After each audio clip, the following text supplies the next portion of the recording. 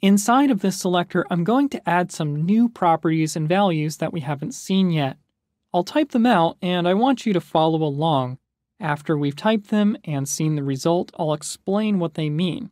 So I'm going to type max-width and give it a value of 940 pixels, or px. And then I'm going to type margin, followed by a 0, and then a space, and the word auto, just like that. Now, let's save, and I'd like you to guess as to what this might do right before we refresh the page here. So let's refresh, and as you can see, it looks like it centered a lot of the stuff on our page here. So everything that was inside of that div is now centered, but it has not affected things that were outside of the div. Now let's investigate the code. The first property, called max width, is closely related to the simpler and more common property width. So we could have just said width and then given it a value, but instead we went with max width. We're basically saying that we want the width to be no larger than 940 pixels across. However, the width could potentially be smaller than that if the browser were less than 400 pixels wide. This will come in handy when we make more styling adjustments for mobile and desktop devices. The next declaration sets the margin for the wrapper, or the spacing around the element. This is shorthand that will set the margin on all four sides by using just two values. The first value sets the margin on the top and the bottom of the element, which in this case is just set to 0.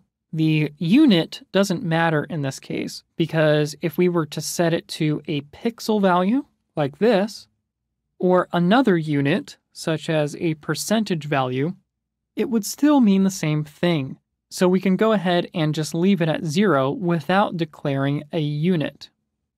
The second value, auto, will simply fill in any space that's on the left or right side of the margin.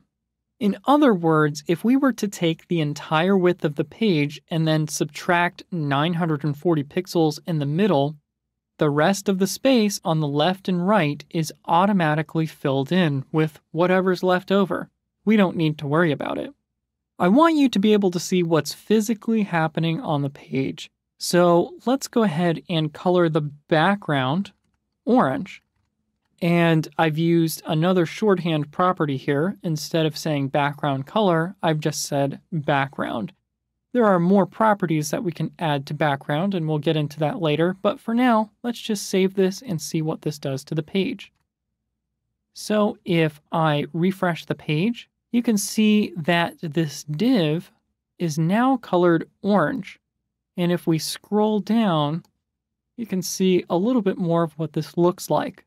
If I resize the browser, you'll see that it adds a scroll bar to the bottom of the page, but if I move the scroll bar just slightly, you'll see that it's only adding that because the images are too large, when in fact, the div that we added, the wrapper, fits perfectly inside of the browser window here.